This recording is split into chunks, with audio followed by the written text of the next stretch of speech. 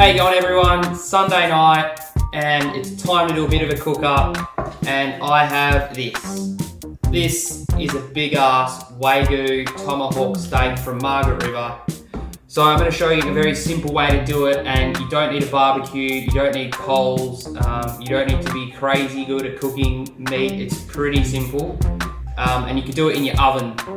I've got a couple of tips. So if you're going to do a reverse sear, which is what I'm going to do now, you cook it in the oven first and then you finish it off either on a really hot grill or a barbecue, or I've got a cool little tip later that I'll show you. It's a bit of a hack that works really well as well. I'm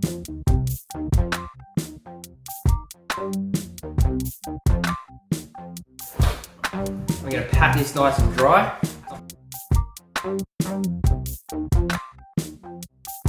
Now what I'm going to do is I'm going to cut off some of the fat. There's a heaps of fat on this. I'm just going to cut off a little bit here on the side. And I'm going to use this to make a sauce a little bit later on. So I've got this smoky Q. This is a barbecue dry rub. These guys make some awesome stuff. They're locally owned. Got to support local. So just sprinkle that all over, all the way down. And really rub that in on all sides, so don't forget to get the back side and the edges as well. There we go. We're going to get out a baking tray, we're going to line it with aluminium foil, we're going to lay the tomahawk steak on the baking tray. We're going to put that in the oven. The oven's at about 135 to 150 degrees. Insert that into the meat. Push it right into the middle there.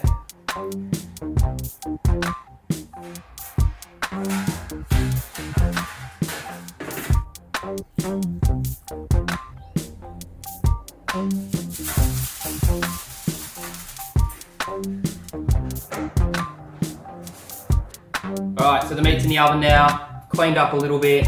It's currently sitting at 24 degrees Celsius, so we've got a little bit to go.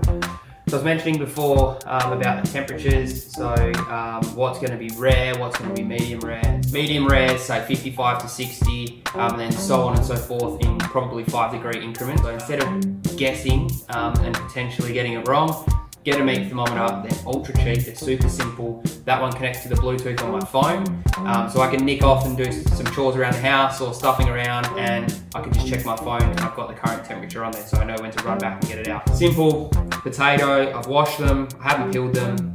We're just going to cut straight down the middle, not all the way through. So we're basically just going to separate the potato a little bit. We're just going to slide the dab of butter in there, and we're just going to get just a little bit of the spring onion. We're going to get that and stuff that in there with the butter. Place your potato on there. A good sprinkle of salt. Try and get as much of it in the middle with the butter as possible. Nice cracked pepper. Wrap that up, and that's basically going to poach itself in the butter in the oven while the meat's cooking. So no meal is complete without an epic sauce to go with it, and nothing is better with a beautiful cut of meat like this than a traditional Argentinian style chimichurri sauce. Get your lemon and juice that bad boy. Alright, next up, you need about half a cup of olive oil.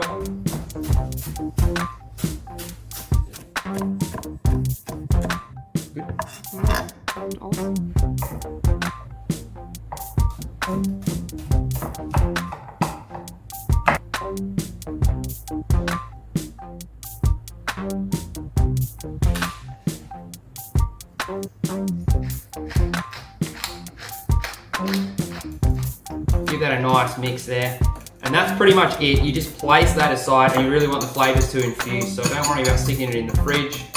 Just place it to the side at room temperature, and by the time the rest of the recipe is ready to go, this should be infusing enough to serve. Yum. What we do is we get the fat here that we cut off before, and we want to chop this up into smaller pieces. That goes into a pan. So basically what we're gonna do is we're gonna turn that onto a low heat. We're gonna let that warm up, and as the fat starts to render off, simply get your rosemary, maybe give it a bit of a bruise. So you just rub it through your hands like that, and that breaks the leaves up and starts to release the oils and flavors that are in the rosemary. We'll pop that into the pan. As those little bits start to crisp up a little bit, and you see a lot of fat really being released into the pan and a lot of oil, then you add in the butter. I've got some ingredients here. Some of it was looking a bit manky in the fridge, like this carrot, but I'm gonna supercharge it into a real simple and tasty coleslaw. I'm just gonna chuck that in there like that. Get that, chuck that in the bowl. So we're just gonna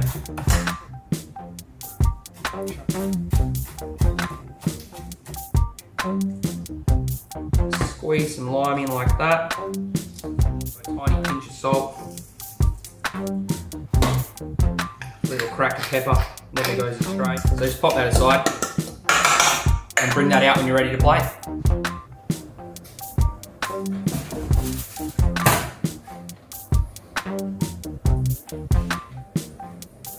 Looking pretty good. There's two different ways you can reverse sear. So I've got the barbecue cranking out the back. Now I have this tiny, tiny, tiny little baby barbecue, which is not even gonna be close to fitting this on.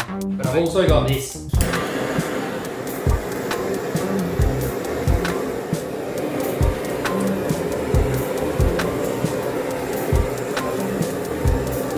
So I don't know if you can see it, but the top's all starting to caramelize now. You've got a bit of charring happening. It's absolutely sizzling, and the smell of the meat is just filling up the house. I'm gonna quickly run out the back though, and we're gonna show you how to do a sear on the barbecue. We've got the hot coals cranking out there. I actually moved the potatoes out there on the barbecue because they just weren't cooking quick enough in the oven at the lower heat. So I'm gonna quickly run this out there. Ella's gonna pick up the camera and come with us, and we're gonna char up on the barbecue.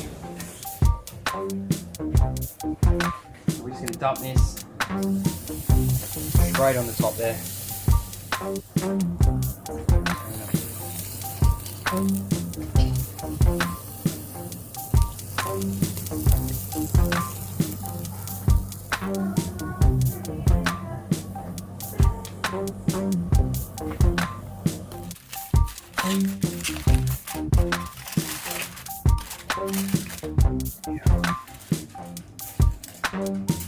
Transfer it onto there.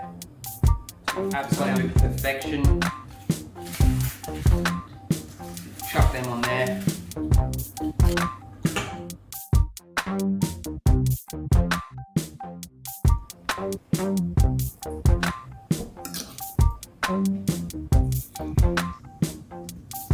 Look at that. Perfectly cooked. All the way through. Yum. That's when it's good to have a sharp knife, right?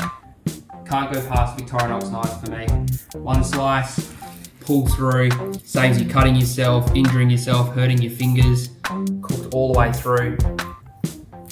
Just pulls apart. That's the difference between getting premium quality meat versus the stuff that you buy in a lot of supermarkets. You need a spoon. Pour that over the top like that.